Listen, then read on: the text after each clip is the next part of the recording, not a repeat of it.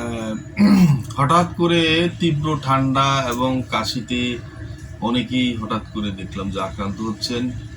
গত কিছুদিনের মধ্যে আমরা বিভিন্ন যে মানে বিনা বিনা প্রফিটেবল যে সমস্ত অর্গানাইজেশন আছে, বিশেষ করে এতিমখানা, মাদ্রাসা বা দাম দাবর্ত দাবর্ত যেই কার্যালয়গুলো আছে যেগুলো বিনা প্রফিটেবল বা অনেকে এতিমখানা বিনা পয়সায় খাবার দাবার ইত্যাদি, টাকা পয়সা খাবার দাবার ইত্যাদি, এই সমস্ত জায়গায় ভিজিট করে জানতে পারলাম যে অসংখ্য বাচ্চা ঠান্ডা কাশিতে আক্রান্ত হয়েছে, অসংখ্য ছেলে মেয়ে বা বয়োজ্যেষ্ঠ সবাই।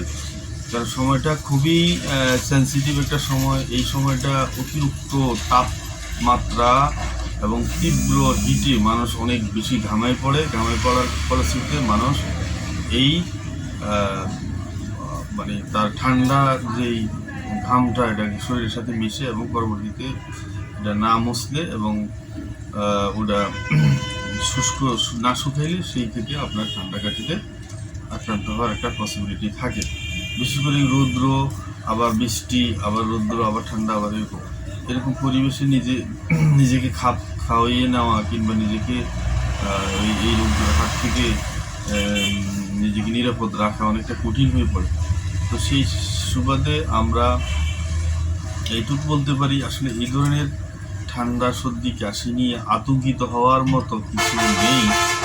তারপর মানে প্রচুর পরিমাণ যদি আপনি খাবার পানি এবং তার সাথে লেবু মিশ্রিত অথবা যে সিজনাল ফলগুলো আছে যেমন জাম, আম, তারপরে যে আপনি যদি লেবু, কমলা, মাল্টা এই জাতীয় খাবার, ভিটামিন সি পরিমাণ খাবার আপনি প্রচুর পরিমাণে খেতে পারেন।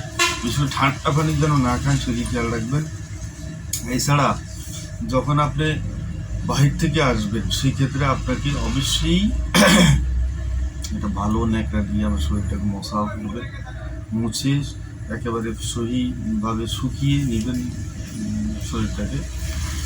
নতুবা আপনি যদি ওই অবস্থা আপনি স্নান করেন, ওই অবস্থা আপনি যদি গোসল করেন বা বাথরুম ব্যবহার করেন, সেক্ষেত্রে আপনি এই ঠান্ডা আক্রান্ত হইতে পারেন। এটা একটা ইনফ্লুয়েঞ্জা ভাইরাস। একজন এই ভাইরাসে আক্রান্ত হইলে পরবর্তীতে সে মানে আপনার আরও